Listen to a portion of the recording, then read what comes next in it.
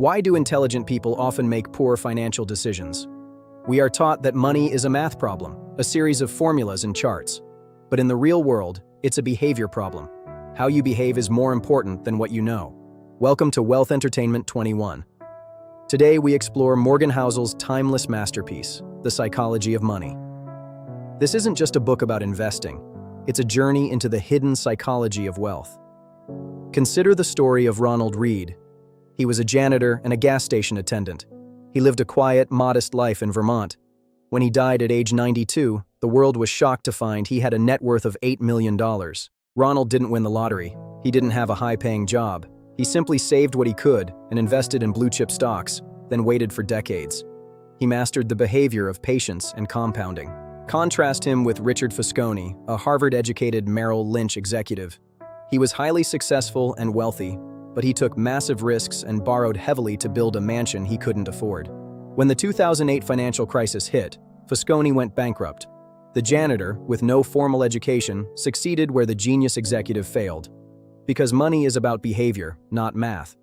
It's a soft skill. Financial success is not about being the smartest person in the room, it's about having the right temperament. You can be a genius and still lose it all if you can't control your fear and greed.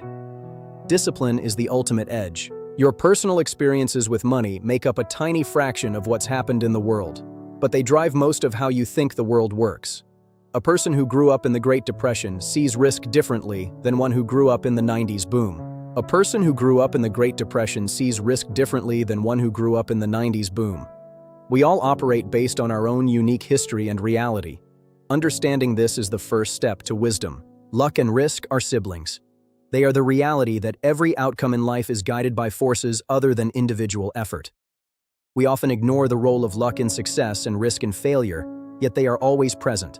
In 1968, Bill Gates attended one of the only high schools in the world with a computer. That was an extraordinary stroke of luck. Out of millions of students, he was in the right place at the right time. But for every Bill Gates, there was a classmate like Kent Evans. Kent had the same talent and drive, but his life was cut short in a mountain accident. That was risk. Both forces are equally powerful, and both are out of our control. The hardest financial skill is getting the goalpost to stop moving. If your expectations rise with your income, you'll never feel satisfied. You'll be on a treadmill of desire that has no finish line. Social comparison is the thief of joy. Comparing yourself to others is a game you can never win. There will always be someone with more. There is no reason to risk what you have and need for what you don't have and don't need. Experience the power of enough. Compounding is counterintuitive because the human brain is not wired to think exponentially. Most people think high returns are the key, but the real secret is time. It's about how long you stay invested. Think of it like this.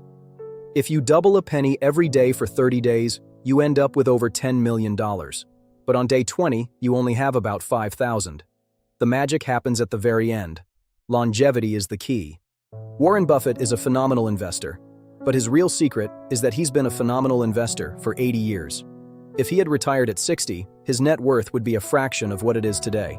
His greatest asset is time. Getting money and keeping money are two different skills. Getting money requires taking risks, being optimistic, and putting yourself out there. It's an offensive game. But staying rich? That's defense. That's humility. Keeping money requires the opposite of what got it for you: humility and fear. You must realize that at least some of what you have was a gift of luck, and luck can turn. Survival is the only strategy that matters for the long term. Anything that is huge, profitable, famous, or influential is the result of a tail event, an outlier. In investing, you can be wrong half the time and still make a fortune if you have a few big winners that you hold for a long time. Art collectors, venture capitalists, and the best investors all know the same truth. Most of what you do will be average or fail. It's the few things that go right that define your success. Focus on the tails and don't panic over the rest. The highest form of wealth is the ability to wake up every morning and say, I can do whatever I want today. Money's greatest intrinsic value is its ability to give you control over your time and your choices. That is true success. Having a sense of control over what you do is a better predictor of happiness than your salary or the size of your house. Wealth gives you the power to say no and the luxury of choosing your own schedule. Buy your freedom first. When you see someone driving a nice car, you rarely think, wow, that guy's cool. Instead, you imagine yourself in that car. No one is impressed with your possessions as much as you are. Possessions don't buy respect. If your goal is to be respected and admired, be careful how you use your money. Humility, kindness, and empathy will bring you more respect than horsepower ever could. True wealth is internal, and true respect is earned. Rich is current income. It's what you spend to show people you have money. Wealth is the income not spent. It's the options you haven't taken yet. Wealth is the cars not purchased and the diamonds not worn. Wealth is invisible. Wealth is the ability to wait, to be patient, and to not be forced into decisions. It is the buffer between you and the world's demands. To build wealth, you must save more than you show. Building wealth is about suppressing your ego. You don't need a reason to save. You don't need to save for a house or a car. You should save for the sake of saving. Savings are your hedge against life's inevitable surprises and the foundation of your future independence. Saving money is the gap between your ego and your income. When you lower your ego, you increase your savings, and those savings become the fuel for your future independence and security. It's the most reliable way to build wealth. Don't aim to be coldly rational when making financial decisions. Humans aren't spreadsheets. Aim to be just reasonably emotional. A plan you can stick to is better than a perfect plan you abandon when things get tough. The best financial plan is the one that lets you sleep at night. If a strategy is mathematically sound but keeps you awake with anxiety, it's a bad strategy for you. Personal finance is deeply personal and should reflect your values. History is the study of change, ironically used as a map for the future. The most important events in history are the ones that no one saw coming. You cannot plan for surprises, but you can plan for their impact on your life. The biggest risk is always what no one is talking about. When everyone is looking left, the danger often comes from the right. A resilient financial life is one that can withstand what you can't even imagine yet. Stay vigilant. The only way to navigate a world governed by odds is to have a margin of safety. Room for error is the only way to stay in the game when the world behaves unexpectedly. It's not about being right, it's about not being wiped out. If you have a margin of safety, you can endure the volatility that destroys others. You can survive the downturns and be there for the recoveries. Endurance is the ultimate competitive advantage in the world of investing. Your goals and desires will change over time. Avoid extreme financial planning that assumes you'll want the same things at 50 that you wanted at 20. The person you are today is not the person you will be in the future. Stay flexible. Accept that you are an evolving creature. Build a financial life that allows for change. Don't lock yourself into a path that leaves no room for new dreams or new realities. Flexibility is a high form of wealth and security. Everything has a price, but not all prices are on a tag. The price of investing success is volatility, fear, doubt, and uncertainty. These are not fines. They are the admission fee for long-term returns. Pay it gladly. If you view market drops as a fine, you'll hate paying it. But if you view it as a fee for a great performance, you'll accept it as part of the process.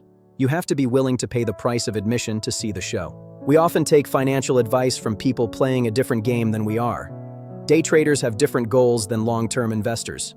Bubbles form when short-term traders start driving the prices for everyone else. Be careful who you listen to. A price that makes sense for a trader looking for a 10-minute profit might be insane for an investor looking for a 10-year gain. Identify what game you are playing and stick to your strategy. Financial decisions are socially contagious. We see what others are doing and feel the urge to follow, even if it doesn't align with our goals. True independence is the ability to ignore the crowd and focus on your own path. Pessimism sounds smarter and more plausible than optimism. Tell someone the world is ending, and they'll listen with rapt attention. Tell them things will get better, and they'll dismiss you as naive. But progress is the reality. Destruction happens in an instant, but progress takes time. It's hard to notice the slow, steady improvement of the world, but it's the most powerful force in history. Stay optimistic, but be prepared for the inevitable setbacks. We all want to believe we live in a predictable world, so we tell ourselves stories to fill in the gaps. We see patterns where there are none and predict the future based on a past that was equally unpredictable.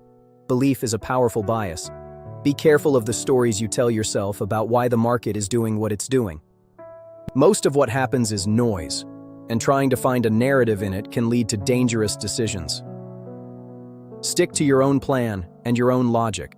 In the end, success with money is about managing your own psychology. It's about humility when things go right and forgiveness when things go wrong. It's about realizing that you don't need to be perfect to be successful. Forgive yourself for the mistakes you've made. Realize that luck played a role in your successes and failures. Focus on the things you can control: your behavior, your savings rate, and your time horizon. Keep it simple. Morgan Housel himself keeps his finances remarkably simple. He saves a high percentage of his income, avoids debt, and invests in low-cost index funds. He prioritizes independence and peace of mind over high returns. He doesn't try to beat the market. He tries to beat his own ego. For Housel, wealth is the ability to not think about money. It's the freedom to focus on what truly matters in life. Simplicity is the ultimate sophistication. Go out of your way to find humility when things are going right, and forgiveness when they go wrong. It's never as good or as bad as it looks. The world is big and complex. Focus on your own game and stay humble. Less ego, more wealth. Saving money is the gap between your ego and your income. Build wealth by suppressing what you could buy today for what you could have tomorrow. Time is the most powerful force in investing. Give it room. Manage your money in a way that helps you sleep at night. That is different from aiming for the highest returns. A margin of safety is the only way to survive the surprises that history has in store for all of us. Survival is everything. Use money to gain control over your time, because not having control over your time is such a powerful and universal drag on happiness. Be nicer and less flashy. No one is impressed with your possessions as much as you are. Be kind. Define what success looks like for you. Don't let the world define it for you. Wealth is what you don't see, and happiness is what you feel. The psychology of money is ultimately about the psychology of you. Master yourself. The psychology of money is about humility, patience, and self-awareness. It's not about being the smartest person in the room. It's about being the most disciplined person in the room. Wealth is the freedom to live life on your terms. Master your behavior, master your future. Thank you for watching Wealth Entertainment 21. If these lessons helped you see money differently, subscribe and join our community of long-term thinkers. Your journey to true wealth starts now. We'll see you in the next one. Take control of your behavior.